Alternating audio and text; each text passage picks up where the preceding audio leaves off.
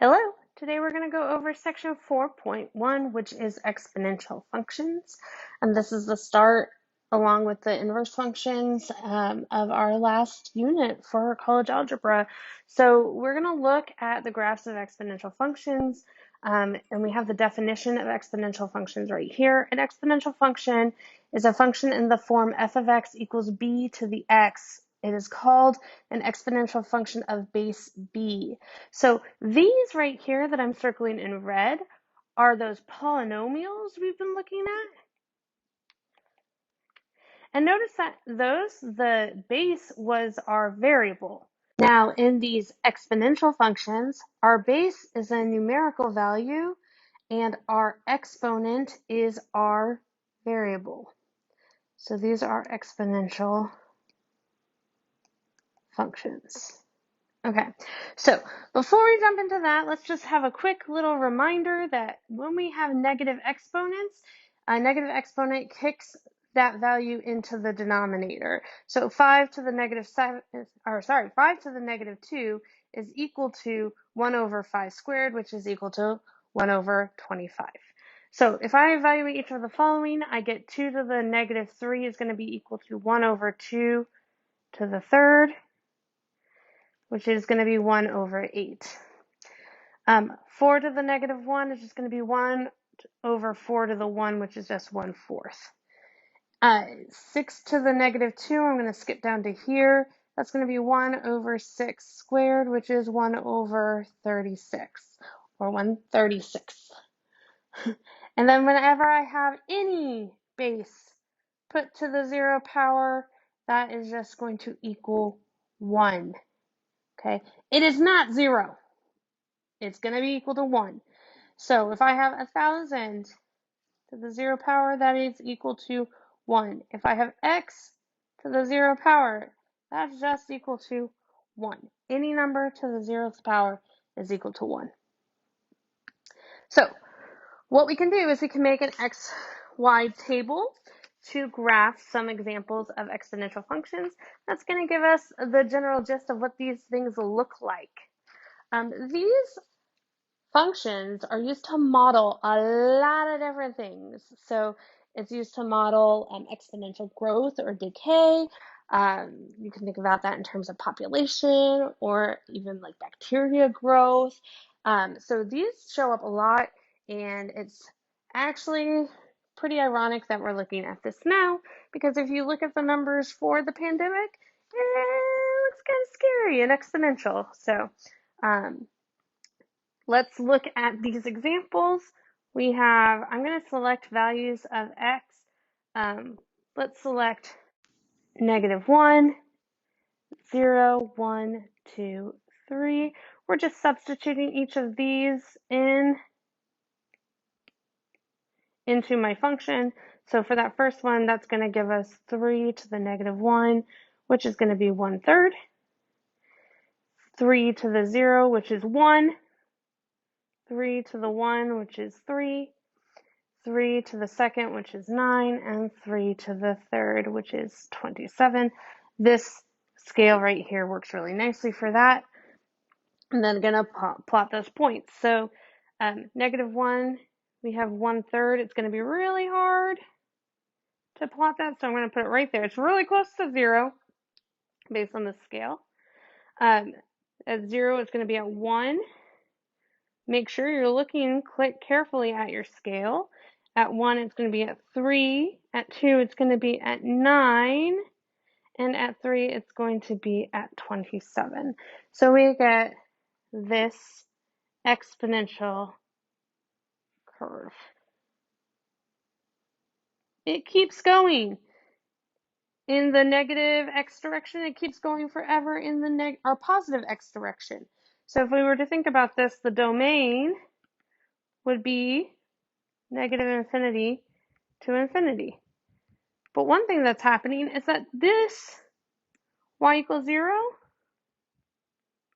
is an asymptote. So it gets really, really, really close to y equals 0, but it never hits 0. So that's something we're going to hopefully see and notice a lot. So this next function that we're going to look at is the exponential function f of x equals 1/2 to the x power. So I'm going to select values of -2, -1, 0, 1, 2. So we can see what happens. Now remember, if I have 1/2 to the -2 power, that flips this fraction and gives us a positive exponent. So that'd be the same thing as 2/1, which is just 2 to the second power. So that's just equal to 4. Then when I have the -1 power, 1/2 to the -1, that's going to equal 2 to the +1, which is just 2.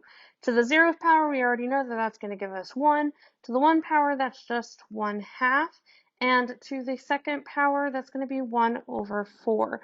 You can think of it as 1/2 to the second power. That gets distributed. Our laws of exponents would tell us that that's the same thing as 1 squared over 2 squared.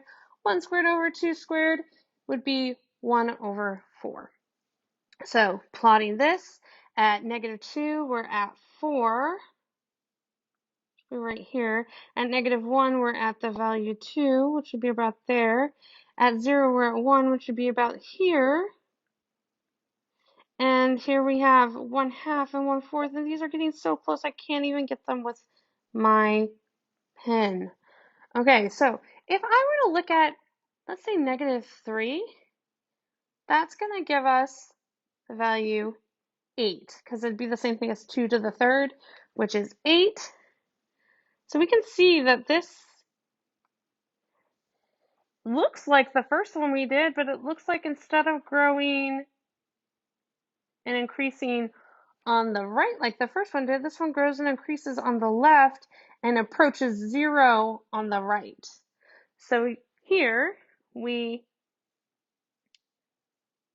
approach 0 on the left, and we approach infinity on the right.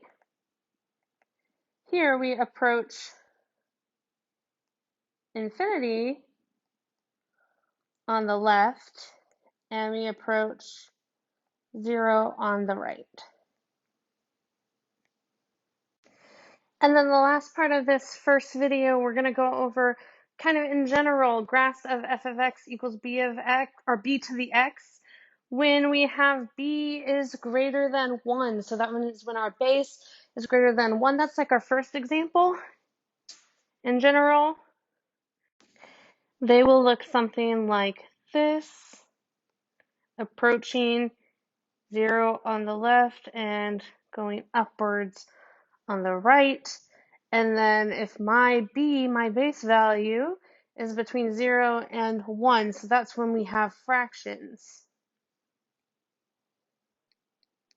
Proper fractions, okay? That's going to be like our second example where it's approaching infinity on the right and 0 on the, infinity on the left and approaches 0 on the right.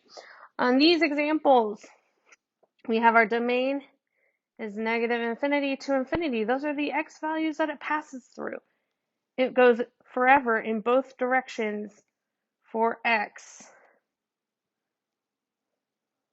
Okay, now for the range, make sure you know that this is an open parenthesis. It gets really, really close to 0, but does not include 0. So it's from 0 to infinity, not including 0. And then it does have a horizontal asymptote. That horizontal asymptote is y equals 0. Now, in the next video, we're going to see a couple of transformations of exponential functions, and you'll see that when you have a transformation of an exponential function, that's possible that it could move the asymptote either up or down, the horizontal asymptote. And you could also have the situation where your exponential function actually gets reflected over the x-axis. So we're going to see some examples of that in the next video. Thank you.